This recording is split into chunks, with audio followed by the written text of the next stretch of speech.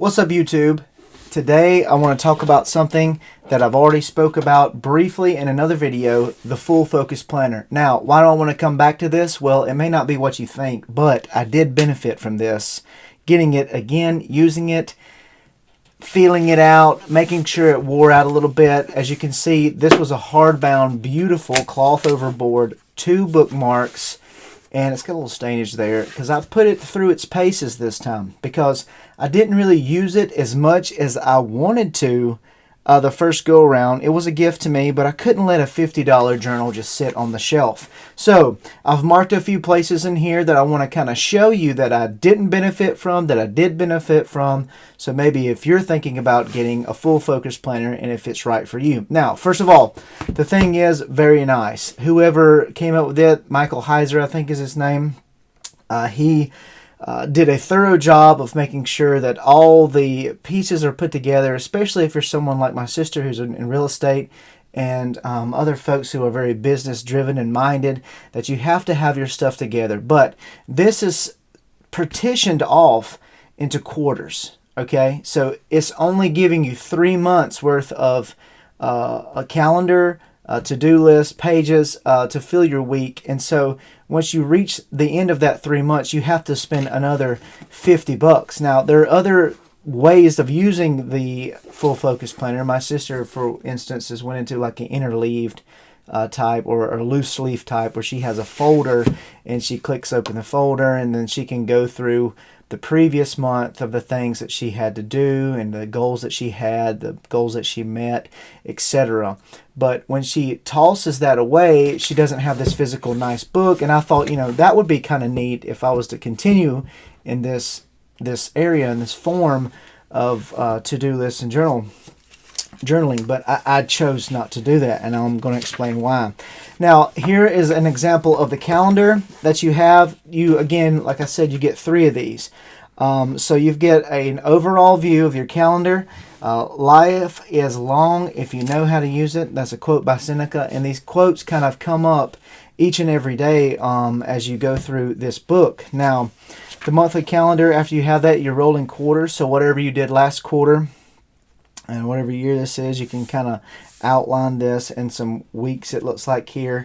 And then another, your rolling quarter information that you can write down. Daily rituals, what's the kind of things that you want to do every morning, how you're going to start your workday shutdown ritual, and then evening ritual. And I had some of those things there, and I'll be honest with you, I didn't hardly use that at all. But it comes into play as it goes. It talks about your ideal week. It says, hey, this is what I want to do Monday, Tuesday, Wednesday, Thursday, Friday, Saturday, Sunday. And you start at 5 o'clock in the morning, and it'll go all the way down to 8:30, 9 o'clock, as you see here. Now, that is the end of that. Now, I tried, like I said, to use this planner before, and it just did not work out for me. And I'll tell you why. You can see that it was November of 2023 when I tried to first use this journal. And so this year in May 1, I came back and tried to remedy that. And see, what you have here is your first day. It tells you what day it is, the weeks remaining in this quarter that you have. So you're counting down from having 13, 12, 11, and this was week 10. Or you have 10 weeks left. You have a daily big 3, so you list your 3 most important things that you want to do. I had CrossFit workout in the morning. I had a banquet that I had to get some cupcakes and drinks, and then had football practice, and then baseball that spring. So, spring workouts. So, and then you can look at this here. Did you do those morning rituals that we talked about just a minute ago? You can check those off. I never did that. I just didn't do it. And here's your schedule for the day. You start at 5:30. I would coach CrossFit in the morning. I would work, do football, banquet, baseball practice, follow up with emails before I'd go to bed at night. And this over here is where I could see a cool saying: the wisdom of life consists in elimination of the non-essentials. And so that's a truth that you can look at, underline, and say, yeah, that's right. This gives you an opportunity to take down notes. So get coaches some football lineup, technique on tackles, Another coach went to the high school, and I was excited for him. I'm excited for the next job change, what's going to happen, etc. Things like that. And so I have a philosophy of defense. I'm a defensive coordinator. I coach football. But, that's kind of what that consisted of. This is what a day consisted of. And so it gave me an opportunity to list 3 major tasks that I had to do, any other additional tasks that I had to do. And then this was kind of my schedule for the day and any notes that I wanted to take during that day. Now, in between each month, you had these things called the weekly preview. So as you saw, we had 10 weeks left. Now we have 8 here. And so your weekly preview was, hey, step 1, what was the biggest wins from the previous weeks, previous month? After action reviews, refer to the weekly big 3. How far did I get in some of those major tasks? What worked and what didn't?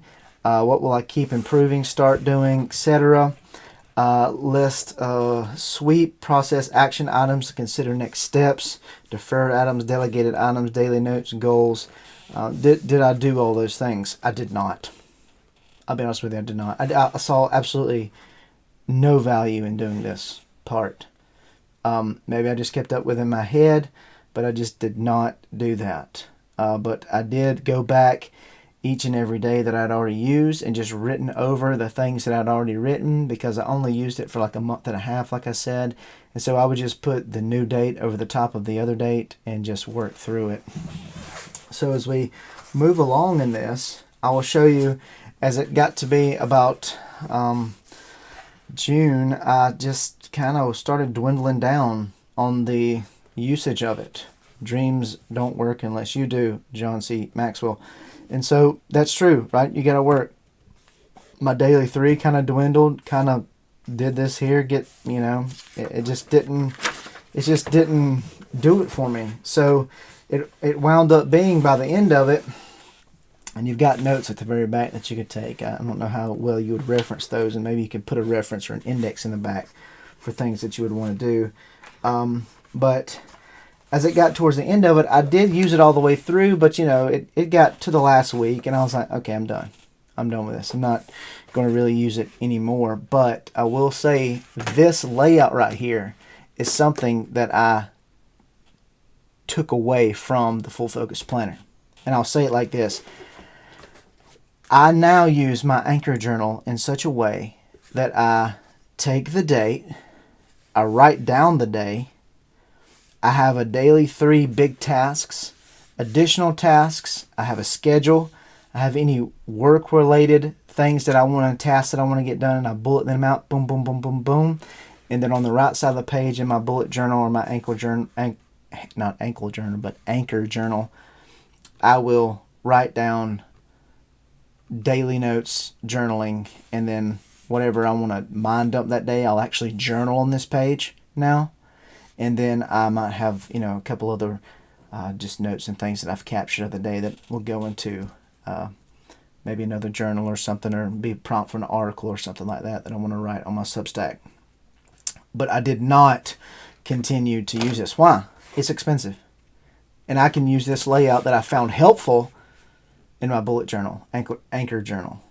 I don't need to purchase this. And then I can make my own, bullet journal, calendar, whatever the case may be. I don't have to spend the money to do this. Now, that might cause an uproar, but I didn't find any of the ritual stuff to be beneficial. I just do it. It's just what I do. We're creatures of habit. You wake up, brush your teeth, use the restroom. Maybe you use the restroom first, then brush your teeth. Whatever the case may be, you do you, my friend. You probably grab yourself a cup of coffee, might do a little workout, might get down to your car and get it warmed up. If it's a cold day, drive to work, do your work thing, come home, take care of your family, eat supper, fellowship with family, go to church, extracurricular activities, whatever you may do, go to bed, do it all over again. And you can write some of those things down, and you can write down notes as you glean from this. But this, for me, the Full Focus Planner, although it is aesthetically pleasing to the touch and to the eye, I didn't use it as much as I thought I would, but I could not let myself let this $50 journal sit on my shelf and only used it for a month and a half. So I went the full 3 months and used it every day, and you kind of see the result. I forced myself to write something in it. Now, some days I didn't write anything at all. I put the name, the date, and all that stuff. I would have a couple notes, but didn't use it extensively. Some days I didn't have enough. Some days, I will say this, I didn't have enough room right here for my journaling or whatever notes I wanted to take. And what's restrictive here is if I wanted to move on, I'm running into Saturday or the next day, I don't have the room. That's the benefit of the Anchor journal. I can just create this whole layout on another page, so I can give myself 1 or 2 more extra pages to write, brain dump out of, or whatever, and then I can just write this layout again. It's non-constrictive, kind of like this was. But I will say, I mean, this is 300 pages almost, and you know, you pretty much can go through every one of them if you want to, because you're using it. And that's just 3 months. That's 3 months using almost 300 pieces of paper.